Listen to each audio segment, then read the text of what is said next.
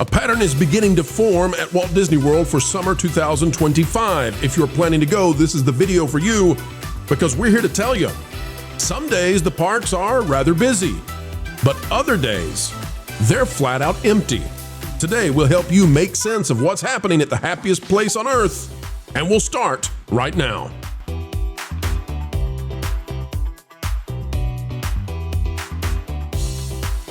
Hello, ladies and gentlemen. Welcome back. It is a pleasure to have you here with us as we get ready to start explaining what's going on in the heart of Vacation Town, Orlando Central, FLA, the happiest place on earth, the Magic Kingdom, and Disney parks beyond, having some interesting attendance issues.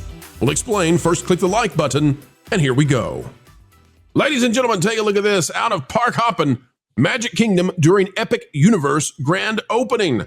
Yet more evidence that the Magic Kingdom is flat out empty these days. We'll show you what Jay has to say over here on park hopping. Here's what it was like on the day that Epic Universe opened.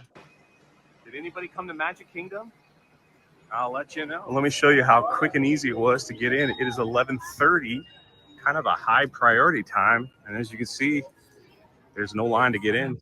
They're just standing out here waiting for people to show up. So I just walked in. Not even on Main Street yet. You can see it's pretty below average. It is a Thursday, so they're usually not that crowded, but let's walk down to the castle. Okay, making my way to the castle. You see some crowds here, people waiting to get photos, but it's not. All right, let's hold here, because some of you out there, you claimed that we were making it up. Maybe we used AI or CGI, or maybe we got little miniatures to make it appear like on Memorial Day that Magic Kingdom was empty. But no, our good friends over at Park Hoppin' have found the same thing. Crowd levels are crashing over what should be the happiest place on earth. And we've got even more, ladies and gentlemen, to prove it. Take a look at this out of Thrill Data, where they are keeping track of the wait times over at Disney World theme parks. Magic Kingdom for the month of May, now that we can say definitively where it's going to be, down 19%. Or excuse me, down 11% for the last month. Now, they've got that in green. The reason they have that in green is because if you're going, that's good for you. Why is that good for you? Because, well, that means that you have less time to wait in line. But for Disney, I doubt they want to be that way, because for the entire last month, being down 11% in wait times might mean that they're down 11% in crowd levels. Is there a park, though, at Walt Disney World that went up in May as we get ready to start the summer vacays? Well, Epcot saw zero change, Hollywood Studios saw a 5.6% decrease, and Animal Kingdom saw an 11% decrease, matching exactly Magic Kingdom. It's tragic. Vash, are you seeing the same sort of thing over in Disneyland? What in the world is going on where we have essentially completely vanished crowd levels at this point? Guests are not moving through the turnstiles. Well, it's a little bit difficult to track at Disneyland, because with now the new Paint the Night parade, along with World of Color that just made its debut, World of Color Happy, I believe, and the new fireworks show, or I should say new, but actually made its debut 2 years ago with the 100th anniversary of that of the Walt Disney Company itself, Wondrous Journeys.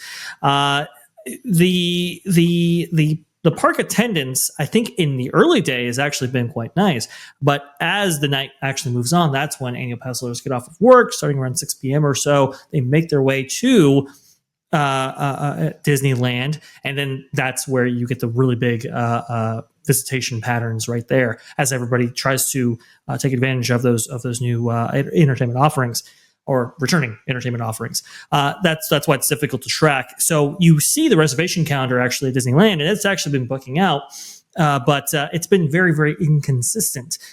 During the weeks, obviously, you have some fairly interesting patterns with cheaper tickets and so forth, and then during the weekends, it's a little bit nicer in that regard, as annual pass holders are less likely to book out the day versus ticket holders. So they adjust that balance there. But for what we're seeing at Walt Disney World, I mean, people just aren't really compelled to go. And that's the thing, too. Some of the entertainment offerings that they are Walt Disney World has launched and are supposed to be offering right now actually got delayed. I understand we're going to be talking about that in just a moment. But when you look at the other entertainment offerings that they have right now, like new Villains show at Disney's Hollywood Studios, that's not really compelling at all. It actually looks Not very good. I watched it on YouTube last night, and we just had Ron on That Park Place talking about it, and it's nothing really to book a vacation for, or maybe even make a reservation for if you're an annual pass holder, that kind of thing. The new Little Mermaid show, quite good, but again, that's pretty much what we had 6 years ago. So why did it take so long to come back? Who knows? And when you just look at the product right here, why would you really necessarily go to Magic Kingdom right now when Epic Universe, that is currently right now increasing capacity and has far more compelling products on offer? I mean, even the shows, for example, we were taking a look at the shows between Villains, the new Villain show, and like the Harry Potter show, or even the How to Train Your Dragon show, and there's just no competition. There's no comparison. Disney's product is just not up to par, and Universal has really been setting that standard ever since May 22nd, 2025. All right, folks, take a look at this. This is the chart from Thrill Data that shows the declining wait times at Disney, which we believe are correlated to attendance levels, despite the fact that Disney has said that, hey, things are going great at our parks. Every single other piece of data we have beyond Disney says otherwise. Tabitha, I want to go to you and ask, what might you surmise? I know that you do follow, to some degree, Epic Universe. Do you think that is already being a pull against the Disney parks? What do you think is causing families to not hearken the halls of the House of Mouse? Well, I mean, obviously it's the excitement of a brand new park. From what I understood, what is it? Is it 25 or 27 years since the last park was created in Florida and opened up? So, I mean, that's a huge draw. There has been a lot of publicity behind Epic Universe and making it as grand as it can be. But I will say that I have been to Disney recently, and the crowds and the wait times are pretty much the same as they have been. Tron is still going to be like an hour wait, if not longer. But it's one of the, like I said, it's kind of like the excitement. But the real fact of the matter is that Disney's never going to go away. Like Epic Universe and Universal as a whole they're on the cusp of becoming, with the franchises that are involved, part of the cultural norm. It's like I always tell people, Disney is like the heartbeat of the world, if you will, when it comes to childhood. Like everybody's got a favorite Disney movie. It's not weird to even ask a dude, who's your favorite Disney princess? Because it's just something that we've all grown up with for a very long time. But definitely, I think with How to Train Your Dragon and definitely with Harry Potter, these things are going to easily become the cultural contender for future generations. And definitely, I think all the excitement for Epic Universe is conflicting Disney's attendance for sure. But I would like to also play devil's advocate that Universal has dropped the ball in many different ways and has not provided all the experiences that they promised. That's right. We're waiting on those dragons to fly. But Tabitha, you have inspired me now. I've been waiting years to ask this question, but always felt awkward. No longer. Jonas, who is your favorite Disney princess? I'm going to have to say Tiana, because she's all about that hard work. And you're also contractually obligated to say that because of our deals that we have. We won't mention those. Vash, do you have a favorite Disney princess? Well, that's an interesting question. I'll go with Sleeping Beauty. I'm a Disneylander. Oh, I'm sorry. I'm sorry. Does she not have a name, Vash? She's your favorite princess and you don't know her name? What is wrong with you? Aurora, or aka Briar Rose. I got it. That's the deep lore right there. Wow. Or Sleeping Beauty. All right. Well, let's go to Amanda now. Amanda, when it comes to the parks and Disney World and all that, many families for a long time viewed this as being the thing that they had to do. They had to take their child to see the castle. It was a rite of passage. It was part of the generational passing of the baton. Now, as we look at the chart here, since the pandemic, you can see that line of ups and downs, but it's gradually going down. What do you think is causing people to not be quite so excited anymore to visit a Disney park? What is it that's causing us to see this decline? I think a lot of people, it's prices. I know Disney has always been expensive, but just like the way the economy has been for years, it's very hard for families to travel and pay all that money to go to the parks. And also Disney's like always going to be big. Kids are always going to love Disney and they'll always want to go. But the Disney magic has faltered a bit over the years as well. Even normal people now are starting to notice how bad the live action is and all these decisions that Bob Iger has made that's just hurting the company. So I think it just boils down to money, though. Right now, people just don't have money to pay for these trips. I agree with that. Discretionary income is not coming by as easy. Hopefully that changes. We'd like to see the economy really, really rebound and be robust.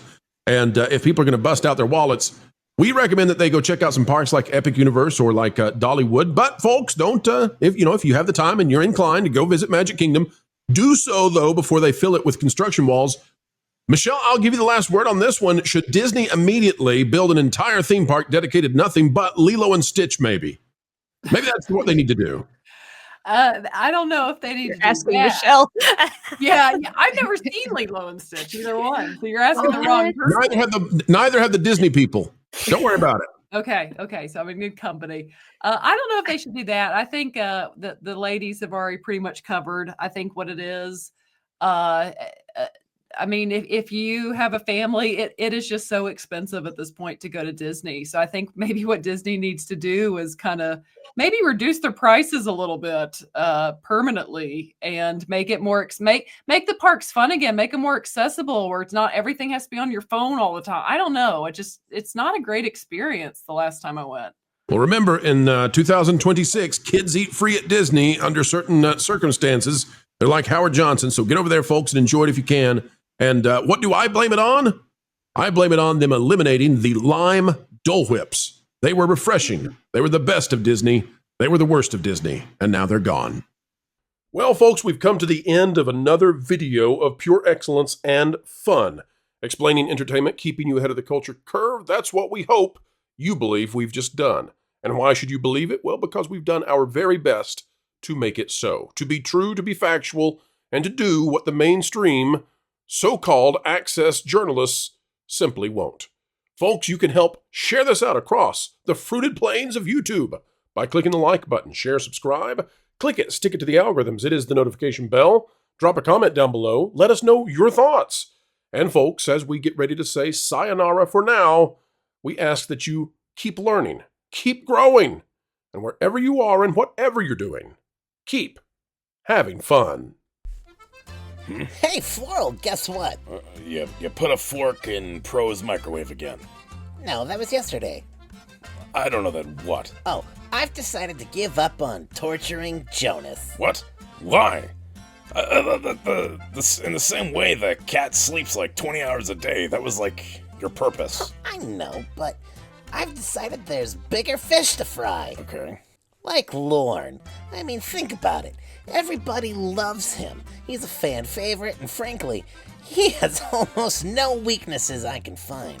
Except that he's really smart. So, you want to annoy the one panelist without a single flaw, because he's smart. Yeah, like that winged statue at that fancy Paris museum thingy. I want to break the one thing that everyone loves most. Right. So, kind of like the opposite of Rachel Zegler. Yeah, exactly. And I get to see her all the time at family reunions anyway. You get to see Rachel Zegler? Yeah. She's a total troll. Lives under a bridge, harasses billy goats, the whole 9 yards. It all makes sense now. Speaking of which, maybe she'll get me... Okay, I'm gonna call her on my... I'm gonna call her and see if she'll be in the next Indiana Jones. She should be the next Indiana Jones. That'll totally destroy Lord. He loves Indiana Jones. Oh, that's cruel.